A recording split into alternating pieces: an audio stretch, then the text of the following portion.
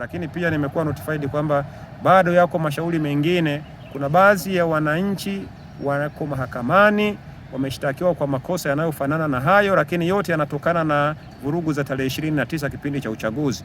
Kwa natoa mwito tu pia kwa chama cha wanasheria nchini TLS na wadau wengine wa haki za binadamu, hebu waziangalie kesi hizi, kwa sababu jana nimepata taarifa ambayo si nzuri sana. Nilisikia kuna kesi moja imeahirishwa hapa Mwanza, nafikiri ni Nyamagana, na sababu ya kuahirishwa kwa mujibu wa hicho chanzo kilisema hakimu aliwaambia watuhumiwa anaahirisha hilo shauri ili watumie muda huo kuangalia kama wanaweza wakapata wakili. Kwa hiyo ni watu ambao hawawezi waka afford hata kumlipa wakili. Kwa hiyo ndio maana nasema nitoe mwito tu kwa chama chetu cha mawakili Tanganyika Law Society. Nafikiri president anajua na watu wa chapter ya Mwanza wanajua.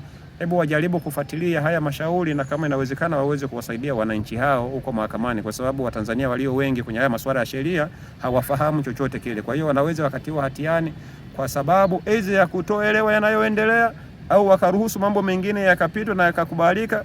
Kumbe kama wangekuwa na uwakilishi mkubwa, basi angalau wasingeweza kukutwa na hatia hizo. Ili sasa mashauri hayo yaweze kufanyika na haki iweze kutendeka pande zote mbili zikiwa zina uwakilishi, kwa sababu ni hatari sana kwa mwananchi kushtakiwa halafu jamhuri anayemshtaka akawa na uwakilishi kwa maana ya mastate attorney au mawakili wa serikali, halafu upande wa pili wa mtuhumiwa mwananchi mlipa kodi akawa hana wakili humo mahakamani, halafu mambo yakaenda obvious, kwa sababu huyu hajui, atachukulia mambo kirahisi rahisi, halafu mwisho wa siku itakuja kuwa ni shida.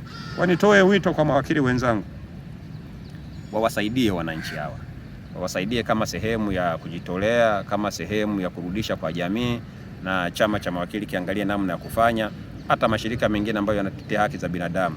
Yaani ili swala la kusikilizwa, fair hearing, hiyo trial ambayo inatakiwa iwe fair, uwepo ubasi, uwepo usawa, ili haki pia ionekane kutendeka. Hilo jambo linawezekana pale tu ambapo mshtakiwa au mtuhumiwa anaweza kuwa na uwakilishi hapo mahakamani, kama ambavyo upande wa mashtaka nao wana uwakilishi hapo mahakamani.